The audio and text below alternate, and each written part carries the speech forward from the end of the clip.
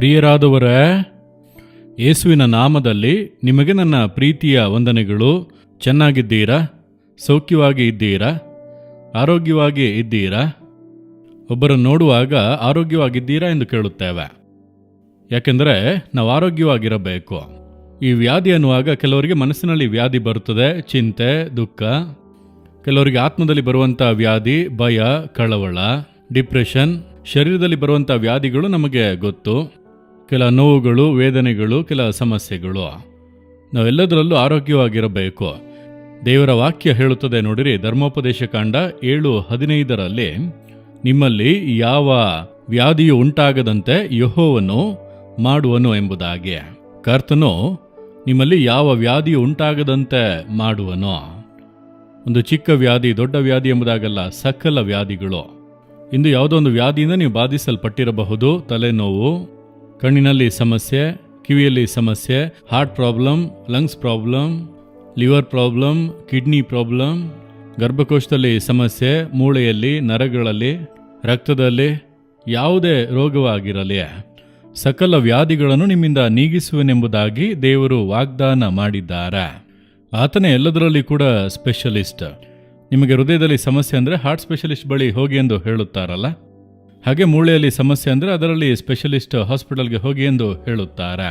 ಕಣ್ಣಿನಲ್ಲಿ ಸಮಸ್ಯೆ ಅಂದರೆ ಕಣ್ಣಿನ ಆಸ್ಪತ್ರೆಗೆ ಹೋಗಿ ಎಂದು ಹೇಳುತ್ತಾರೆ. ಒಂದೊಂದಕ್ಕೂ ಒಂದೊಂದು ಅಂಗಕ್ಕೂ ಒಂದೊಂದು ಸ್ಪೆಷಲಿಸ್ಟ್, ಒಂದೊಂದು ಆಸ್ಪತ್ರೆಗಳು.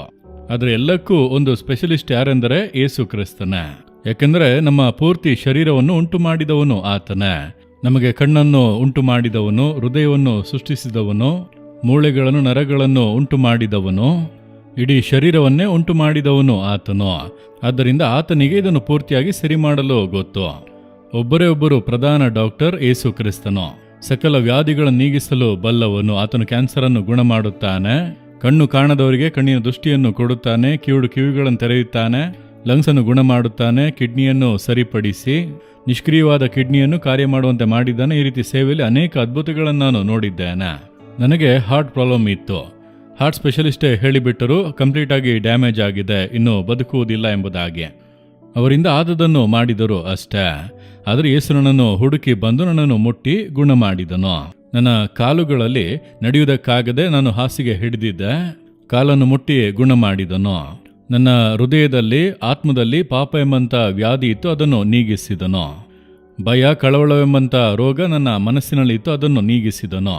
ಎಲ್ಲವನ್ನು ಮಾರ್ಪಡಿಸಿ ಪೂರ್ಣವಾಗಿ ಸಂತೋಷವಾಗಿ ಆರೋಗ್ಯವಾಗಿಟ್ಟಿದ್ದಾನೆ. ಇದುವೇ ಯೇಸು.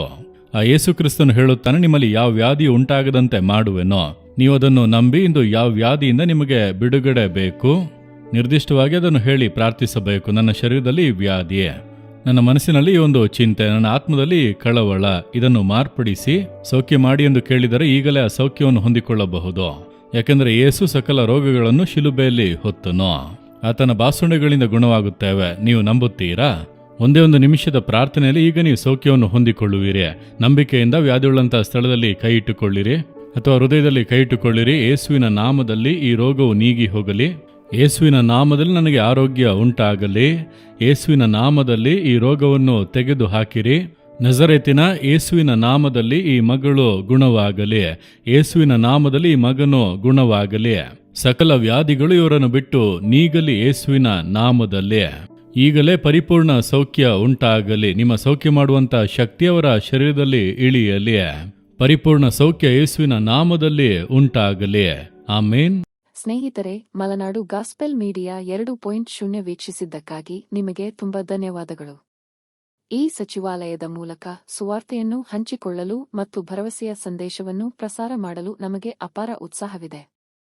ನಮ್ಮ ವಿಷಯದಿಂದ ನೀವು ಆಶೀರ್ವದಿಸಲ್ಪಟ್ಟಿದ್ದರೆ ಅಥವಾ ಪ್ರೋತ್ಸಾಹಿಸಲ್ಪಟ್ಟಿದ್ದರೆ ನಮ್ಮ ಈ ಉದ್ದೇಶಕ್ಕೆ ಬೆಂಬಲ ನೀಡುವಂತೆ ವಿನಂತಿಸುತ್ತೇವೆ. ನಿಮ್ಮ ಪ್ರತಿಯೊಂದು ದೇಣಿಗೆ, ಎಷ್ಟೇ ಚಿಕ್ಕದಾದರೂ, ಹೆಚ್ಚು ವಿಡಿಯೋಗಳನ್ನು ಮಾಡಲು, ಹೆಚ್ಚು ಜನರನ್ನು ತಲುಪಲು ಮತ್ತು ಈ ಸೇವೆಯನ್ನು ಬಲವಾಗಿಡಲು ನೇರವಾಗಿ ಸಹಾಯ ಮಾಡುತ್ತದೆ.